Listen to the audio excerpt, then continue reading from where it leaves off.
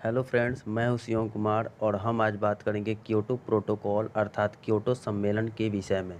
Kyoto protocol दिसंबर 1997 ईस्वी को Japan के क्योटो में आयोजित किया गया था। इसमें 159 देशों ने भाग लिया था। क्योटो प्रोटोकॉल का उद्देश्य था धरती को ग्लोबल वार्मिंग से बचाने के लिए। तो अब हम जानेंगे कि ग्लोबल वार्मिंग क्या होता है। तो धरती के वातावरण में तापमान के लगातार हो रही विश्वव्यापी बढ़ोतरी अर्थात पूरे विश्व में धरती के जो वातावरण में तापमान की जब बढ़ोतरी हो रही हो तो उसे हम ग्लोबल वार्मिंग कहते हैं। दूसरे शब्दों में हम कह सकते हैं कि वायुमंडल में कार्बन डाइऑक्साइड की मात्रा जब बढ़ जाती है तो वायुमंडल के तापमान में बढ़ोतरी होने लगती है। तो इस बदलाव को हम ग्लोबल वार्मिंग कहते हैं। ग्लोबल वार्मिंग जो होता है वो मुख्य रूप से 6 जो गैसें होती हैं उनके कारण हो सकता है।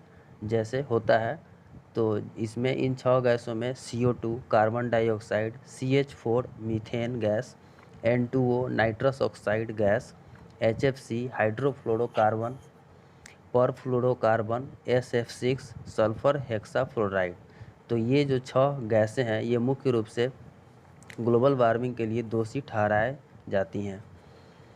इस सम्मेलन का जो निष्कर्ष ये निकला कि कुछ देशों ने ये स्वीकार किया कि वो अब कार्बन इमिशन अर्थात कार्बन का जो निर्वासन होता है वो कम करेंगे। तो USA ने अर्थात अमेरिका ने 8% कार्बन के निर्वासन पर कार्बन इमिशन पर रोक लगाने के लिए अपना सहमति जताया। जापान ने 6% कार्बन को कम करने के लिए अपना सहमति जताया।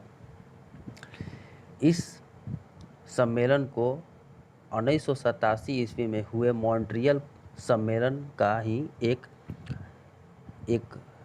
अत्याधुनिक रूप माना जाता है अर्थात उसी को बढ़ाया गया, उसी को एक्सपेंड किया गया एक नए सम्मेलन के रूप में, एक नए आयोजन के रूप में।